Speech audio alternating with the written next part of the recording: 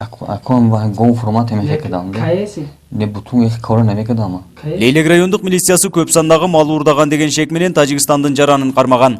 Ал жалпысынан 300 000 сомго багаланган кыргыз жарандарынын бодо малдарын уурдап, учурда 2 айлык мөөнөткө убактылуу кармоочу жайга киргизилди. Шектүү жаран бир эле короодон 16 баш бодо малды Тажикстандын аймагына айдап кеткен. Анын уурлук менен оңой акча табуусуна чек аранын тосулбагандыгы шарт түзгөн. Негизги бир себеби мына өзүңүздөр карап турасыздар, бул жерде турабыз. Мына сол жагыбыз болсо Тажикстан, Сагдия областынын Бабажан Гафуров району. Оң жагыбыз болсо Кыргызстан. Бул жерде эч кандай чек ара жок. Чегара жок. Мына өзүң көрүп турасыңар.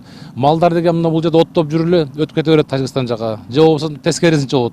А Тажикстан киргенден кийин малды алып чыгыш өтө чоң биз үчүн көйгөй жаратат да. Мал чарбачылыгы менен алектенген Наби Саттаров бир жума аралыгында эле 16 баш бодо малын короосунан жоготкон. Милиция кызматкерлерине кайрылып, бир айга жетпеген аралыкта 15 малын тапты. Кылмышка шектүү катары жогорудагы тажик жараны шектелген. Учурда анын үстүнөн тергөө амалдары жүрүп жатат. 17 күнү 8 стасын айдап кеткен. Эми айдап кеткенди көргөнүм жок, айдап кеткенде болсом өзү барбайт го. Onun bir haftadan keyin, bir cumadan keyin daha 8 tasını edip gitti. Aydıp ketkende apar şol bitti bir adam kan şol koşulgan lan. Şol mal 8'te köp bir koşulgan. Onun ekövünden bazarga alıp çıkıp bireğini satıp durgan yerinde bittasını biz uçladık. Şonun arkasından bana baldar yürüdü, biz yürüdük. Şonun arkasından taap çıktık da. 25-26 günü ayrılıp atadı.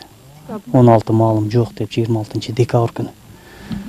Biz işte buna 1 yanvar günü Tacikistan жарандарын тактап алып чыгып, калган малдагы бир мал тапкандан кийин калгандар да Тажикстандан чыкты. Ал жерде кармап бир 40 бодо малды кармап багып турган жеринен эгелерин алып чыгып, таап берди ушул кишиге.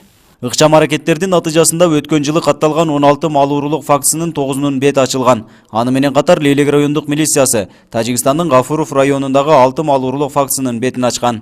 Биздин коңшулаш Тажик Республикасынын Согдия областынын Бабажан Гафуров районуна караштуу Хистафарз айылынан 8 факт мал уурулук катталган экен.